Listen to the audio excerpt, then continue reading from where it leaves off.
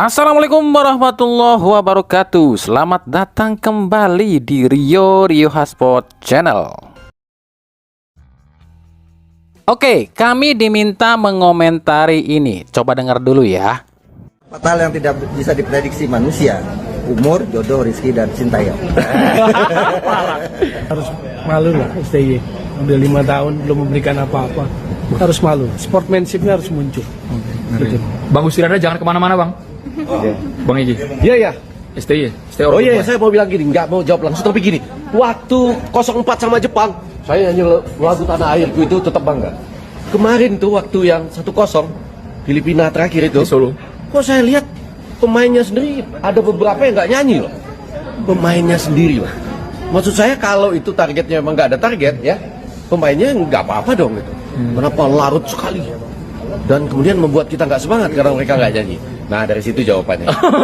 Saya sih evaluasi harus ada evaluasi. Setiap habis pertandingan harus ada evaluasi. Apalagi timnas kita ya untuk. Nah untuk STY harus dievaluasi supaya untuk menghadapi nanti Pildun. Kalau konsentrasi kita ke Pildun. Nah, yang ada di pikiran kami, apa coba yang perlu dikomentarin? Buat kami gini loh ya, seorang pengamen buat kami itu lebih terhormat loh dibandingkan mereka. Pengamen itu emang lusuh, lecek, dan bau keringat. Tapi mereka lebih terhormat sebab mereka itu kerja cuma jual suara tanpa menjatuhkan orang lain. Betul dong? Sementara orang-orang ini lihat, perlente, kayak orang yang berkelas, tapi nggak terhormat sebab cari makan dengan ngejatuhkan orang lain. Betul dong? Tapi ya inilah realita Indonesia dan realita dunia juga sih sebenarnya. Di dunia itu justru orang-orang yang nggak berguna malah lebih dianggap lebih terhormat, betul? Contoh nyata aja wakil rakyat deh, namanya aja udah wakil rakyat. Berarti kan mereka ini digaji sama rakyat, tapi gayanya udah kayak bos. Kayak mereka yang lebih terhormat, mereka yang lebih ngegaji rakyat. Padahal mereka digaji sama rakyat. Coba lihat, wakil rakyat punya mobil, punya rumah, cari duit cuma tidur di parlemen. Sementara rakyat yang menggaji mereka lusuh, kucel, bau keringet, tapi nggak dihargain tuh. Ya sama dengan Sintayong nih, udahnya ngajarin dasar-dasar teknik sepak bola, ngajarin mental, ngajarin semangat, skill, tapi nggak dipandang cuma gara-gara Sintayong ini nggak mau dititipin pemain dan gagal di AFF. Padahal nih ya, kenyataannya nih ya, faktanya para pemain nih, pemain bola ya, yang merasa pernah masuk ke timnas itu nggak ada tuh yang mau nyinyirin Sintayong sebab mereka tahu lah di timnas itu kayak apa sih gitu diajarin latihan oleh pelatih-pelatih terdahulu. Contoh nyata kalau kalian nggak percaya, dengerin dulu nih ucapan dari Greg Nwokolo berikut ini. Nggak suka. Sekarang mereka ketemu karakter kayak Sintayong, mereka mau kerja. Zaman aku di timnas semua manja. Dimarahin sedikit kayak Hello Kitty. Pelatihnya dimitin, pelatihnya harus ganti, manajemennya harus ganti. Seriously? Oh ya selalu begitu. Sekarang Pak Erik datang kasih Sintayong bilang, you don't wanna work hard, kamu nggak mau kerja keras, keluar. Kamu lihat sekarang mereka di mana? So this is football. Football is not for Hello Kitty.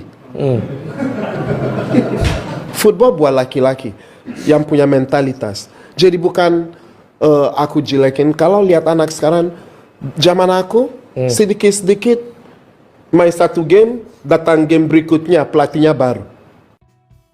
Nah kalau ternyata sekarang di AFF para pemain lokal kita itu bapuk, ya inilah harusnya kalian sadar realita pemain lokal kita. Jangan cuma menyalahkan Sintayong. Emangnya STY tiap hari ngelatih mereka? Kan mereka dilatihnya di klub. STY mah cuma pakai mereka tuh paling lama 1 bulan. Jadi ya secara logika lucu aja gitu loh. Banyak orang-orang yang kayak gini ya. Buktinya pemain lokal kita mental dan skillnya masih minus, tapi kalau jeblok nyalahin pelatih. Ya gitu aja sih secara logika ya.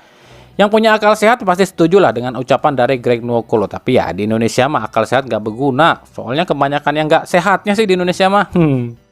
Jadi komentar kami soal acara ini ya, ini tuh cuma acara orang-orang keblinger yang ditayangin di TV yang emang TV pemecah belah, ya udah cocok gitu aja.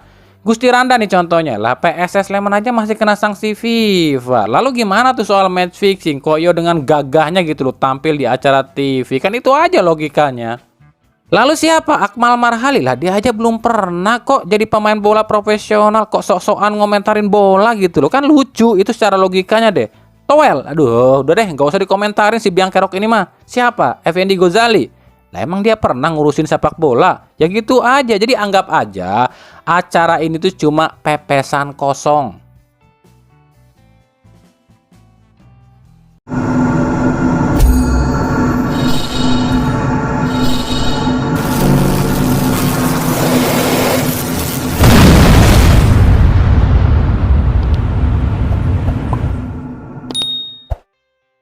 Lalu bagaimana nih dengan Coach Justin nih, katanya yang sekarang tuh malah kok jadi anti Sintayong ya? Ya mungkin ada sesuatu yang terjadi sama Justin kali ya. Kita kan nggak tahu apakah dia ini pelin-pelan atau enggak ya. Cuma dia yang tahu. Contoh nyata adalah Elkan Bagot aja deh. Dulu kan dia pernah bilang nih kalau dia jadi pelatih nih dengan sikap Elkan Bagot yang kayak gitu nggak dimaafin sama dia. Tiba-tiba dia malah ngebelain Elkan sekarang. Bukan kami yang ngomong lu ya, tapi ini ada videonya nih, videonya. Gue dengar begitu banyak cerita ya tentang Elkan ini sampai gue nggak ngerti lagi yang mana yang benar. Cerita terakhir gue dengar ya dia nggak mau balas WhatsAppnya Sintayong. Nah, kalau lu nggak mau balas WhatsAppnya Sintayong, ya selesai lu siapa? Yang pertama gue pikir yang ada di benak gue adalah mungkin ada misunderstanding kan antara budaya Barat bahwa lu nggak panggil gue udah book liburan, ya terus lu panggil gue nggak bisa karena gue udah book liburan. Tapi gue dengar lagi bahwa WhatsAppnya Sintayong itu nggak dibalas. Kalau itu yang lu nggak balas WhatsApp pelatih lu, kalau terjadi sama gue kaget juga. Meanwhile, Yang bikin gue menurun kasus Elkan Bagot. Emang Elkan bunuh orang apa? Loh kan lu bunuh karir ini pemain lo. Anak muda semua bikin kesalahan. Masa iya sampai sekarang nggak dipanggil lagi? Jadi kalau soal ini ya kalian silahkan nilai sendiri aja. Kalau buat kami pribadi gini loh ya, kami tegasin sekali lagi sama kalian, kami bukan pemuja Sintayong, bukan ya, kami bukan pemuja Sintayong. Kami itu cuma pendukung timnas. Jadi buat kami siapapun orangnya yang mau memajukan timnas Indonesia ya kami dukung.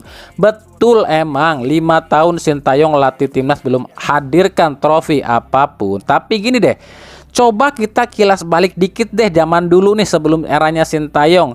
Ketika kita nonton timnas, nonton bola nih timnas nih di TV nih ya, apa sih yang ada di pikiran dan perasaan kita? Kalau saya dulu nonton timnas itu gini loh ya, pasti di pikiran kalian ada nggak pikiran seperti ini? Alah, males banget nonton timnas, palingan juga kalah lagi. Atau mungkin gini, timnas main, bodo amat lah, paling juga keok. Bener nggak ada pikiran kayak gitu? Jadi seolah-olah kita tuh nonton timnas itu dengan perasaan yang malas gitu ngeliat timnas kita yang keok lagi.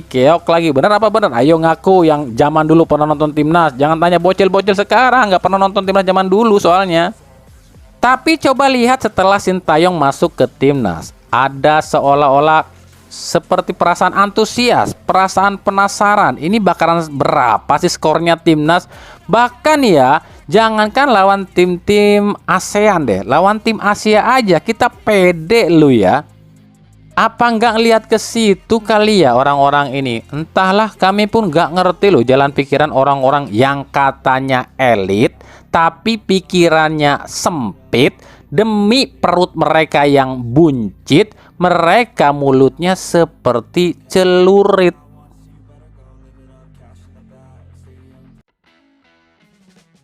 Lanjut, PT LIB resmi mengirimkan surat permohonan maaf pada Persebaya. Ini bukan soal pemain hilang di DSP kemarin ya, tapi gara-gara LIB ini ada kesalahan upload video saat lawan Semen Padang. Saat itu LIB ini mengupload video yang mengatakan ada gol bunuh diri yang terjadi di laga kali ini. Padahal kan nggak ada gol bunuh diri, skornya kan imbang 0-0. Tapi justru bonek menanggapinya berbeda terhadap LIB. Apalagi soal hilangnya 3 pemain Persebaya di DSP itu belum diungkap nih sama LIB. Para bonek mengatakan LIB ini enak banget ya, bikin salah cuma minta maaf doang, giliran klub bikin salah langsung didenda. Iya juga sih. Ya kalau cuma minta maaf ya klub juga bisa dong cuma minta maaf. Contohnya nih ada pemain atau satu pertandingan nih klub itu dapat 5 kartu kuning. Oh, itu kan didenda tuh. Ya udah minta maaf aja nggak usah denda. Atau mungkin ada pemain yang kena kartu merah. Ya udah minta maaf saya kena kartu merah tapi nggak usah denda.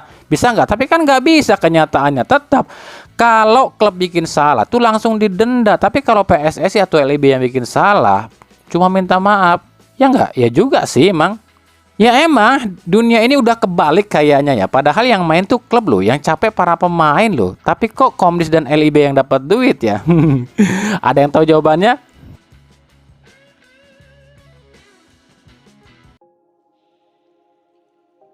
Lalu soal rumor transfer nih yang masuk ke Persib, ada sih sedikit soalnya ini kan lagi Natal ya, agak susah juga nyari rumor transfer kalau pas liburan kayak gini loh. Untuk lokal kita udah spill kemarin ya, ada Freds Butuan dan Dava Salman. BTW Dava Salman ini belum pasti loh ya, masih sebatas rumor. Soalnya kalau yang kami tahu, pihak Persib sendiri belum mengajukan tawaran sama Dava Salman. Yang nggak tahu juga sih kalau agen Persib ataupun tim scoutingnya Persib ya. Tapi kalau dari manajemen Persib ngakunya sih belum ada penawaran gitu kan. Selebihnya ya sama ya, masih ada Jalnando yang dipastikan balik ke Persib. Lalu gimana soal Sadil Ramdhani ini, kemarin banyak banget yang nanya di DM kami nih. Sadil ini prosesnya masih sangat alot. Nah itu jawaban kami. Yang pasti yang kami tahu dari pihak Sadil Ramdhani sendiri memang mengatakan kemungkinan besar dia akan ke Persib, nggak ke Solo loh ya. Tapi itu tergantung dari negosiasi. Negosiasi apa? Antara pihak Persib dengan pihak Sabah FC. Apa sih yang bikin alot? Yang bikin alot tentu saja masalah kontrak. Sadil ini masih ada kontrak di Sabah FC sampai April 2025. Nah makanya Persib mau minjem dulu nih dengan opsi permanen di bulan April nanti. Tapi pihak Sabahnya katanya lo ya, kurang setuju nih dengan opsi yang diberikan oleh Persib. Dan lebih minta ya kalau mau Sadil mendingan tebus gitu loh maksudnya. Jadi udah kami jawab ya soal Sadil. Soal Sadil itu kita cuma nunggu proses negosiasinya ada antara Persib Bandung dengan Sabah FC. Untuk pemain asing nih di tanggal 25 Desember ini ada satu pemain asing yang dirumorkan masuk ke Persib. Dia mantan pemain Lazio katanya. Ini rumor loh ya. Jadi kami pun tahu ini tuh dari seorang agen yang bernama Agi Eka Resi. Dia bilang ada mantan pemain Lazio yang akan merumput di Liga 1 di putaran 2 ini. Kedua tim biru, catat ya, 2 tim biru. Nah di Liga 1 tentu saja yang dimaksud adalah PSIS dan Persib Bandung. Cuma yang jadi permasalahan si Agi Resi ini nggak bilang nih siapa pemain yang dimaksud. Sementara pemain ex Lazio yang di bawah naungan Agi Resi ini banyak. Jadi kami nggak bisa sebutin juga, nggak bisa menyelidiki siapa sih pemain yang dimaksud. Apakah Franco Verge, ini dari Kroasia ya, ini back tengah lo ya. Lalu apakah Lorenzo Pace, ini gelandang sih, ini asal Italia keturunan Indonesia ya. Apakah dia Ramon Muji, ini striker asal Italia loh ya. Apakah Duje Jarvočić ya, ini gelandang asal Kroasia yang pernah trial di PSIS kalau nggak salah ya. Atau mungkin Lamin Ndiaye nih, ini winger asal Senegal. Semuanya itu adalah mantan pemain Lazio. Jadi pertanggal 25 Desember ini cuma itu yang kami tahu loh ya. Untuk siapa sosoknya kami belum tahu, cuma Agi Resi dan Boyan Hodak yang tahu.